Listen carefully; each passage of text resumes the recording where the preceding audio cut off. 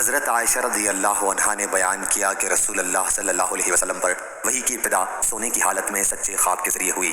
چنانچہ حضرت صلی اللہ علیہ وسلم جو خواب بھی دیکھتے تو وہ صبح کی روشنی کی طرح سامنے آ جاتا، اور حضرت صلی اللہ علیہ وسلم غار حرا میں چلے جاتے اور اس میں تنہا خدا کی یاد کرتے تھے۔ چند مقررہ دنوں کے لیے یہاں آتے اور ان دنوں کا توشہ بھی ساتھ لاتے، پھر حضرت خدیجہ رضی اللہ عنہا کے پاس واپس تشریف لے جاتے اور وہ پھر اتنا ہی توشہ آپ کے ساتھ کر دیتی، یہاں تک کہ حق آپ کے پاس اچانک آ گیا اور آپ غار حرا ہی میں تھے۔ چنانچہ اس میں فرشتہ آپ کے پاس آیا اور کہا کہ پڑھیے۔ حضرت صلی اللہ علیہ وسلم نے اس سے فرمایا کہ میں پڑھا ہوا نہیں ہوں۔ آخر اس نے مجھے پکڑ لیا اور زور سے دبایا اور خوب دبایا، جس کی وجہ سے مجھ کو بہت تکلیف ہوئی۔ پھر اس نے مجھے چھوڑ دیا اور کہا کہ پڑھیے۔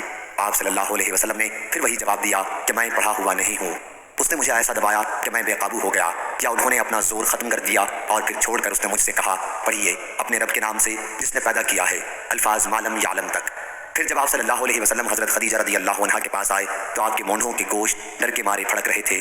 جب گھر میں آپ صلی اللہ علیہ وسلم داخل ہوئے تو فرمایا کہ مجھے چادر اڑھا دو، مجھے چادر اڑھا دو۔ چنانچہ آپ کو چادر اڑھا دی گئی، اور جب آپ کا خوف دور ہوا تو فرمایا کہ خدیجہ میرا حال کیا ہو گیا ہے۔ پھر آپ نے اپنا سارا حال بیان کیا اور فرمایا کہ مجھے اپنی جان کا ڈر ہے۔ لیکن خدیجہ رضی اللہ عنہا نے کہا خدا کی قسم ایسا ہرگز نہیں ہو سکتا، آپ خوش رہیے، اللہ تعالیٰ آپ کو کبھی رسوا نہیں کرے گا۔ آپ تو صلہ رحمی کرتے ہیں، بات سچی بولتے ہیں، ناداروں کا بوجھ اٹھاتے ہیں، مہمان نوازی کرتے ہیں اور حق کی وجہ سے پیش آنے والی مصیبتوں پر لوگوں کی مدد کرتے ہیں۔ پھر آپ کو حضرت خدیجہ رضی اللہ عنہا ورقہ بن نوفل بن اسد بن عبد العزیٰ بن قصہ کے پاس لائیں، جو حضرت خدیجہ رضی اللہ عنہ کے والد خویلد کے بھائی کے بیٹے تھے، جو زمانہ جاہلیت میں عیسائی ہو گئے تھے اور عربی لکھ لیتے تھے، اور وہ جتنا اللہ تعالیٰ چاہتا عربی میں انجیل کا ترجمہ لکھا کرتے تھے۔ وہ اس وقت بہت بوڑھے ہو گئے تھے اور بینائی بھی جاتی رہی تھی۔ ان سے حضرت خدیجہ رضی اللہ عنہا نے کہا بھائی بھتیجے تم کیا دیکھتے ہو؟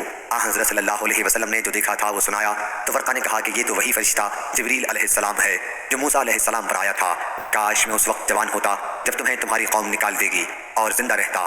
حضرت صلی اللہ علیہ وسلم نے پوچھا کیا یہ مجھے نکالیں گے؟ ورقہ نے کہا کہ ہاں، جب بھی کوئی نبی و رسول وہ پیغام لے کر آیا جسے لے کر آپ آئے ہیں تو اس کے ساتھ دشمنی کی گئی، اور اگر میں نے تمہارے وہ دن پا لیے تو میں تمہاری بھرپور مدد کروں گا۔ لیکن کچھ ہی دنوں بعد ورقہ کا انتقال ہو گیا اور وحی کا سلسلہ کٹ گیا، اور حضرت صلی اللہ علیہ وسلم کو اس کی وجہ سے اتنا غم تھا کہ آپ نے کئی مرتبہ پہاڑ کی بلند چوٹی سے اپنے آپ کو گرا دینا چاہا۔ لیکن جب بھی آپ کسی پہاڑ کی بلند چوٹی پر چڑھے تاکہ اس پر سے اپنے آپ کو گرا دیں تو جبریل علیہ السلام آپ کے سامنے آ گئے اور کہا کہ یا محمد آپ یقیناً اللہ کے رسول ہیں۔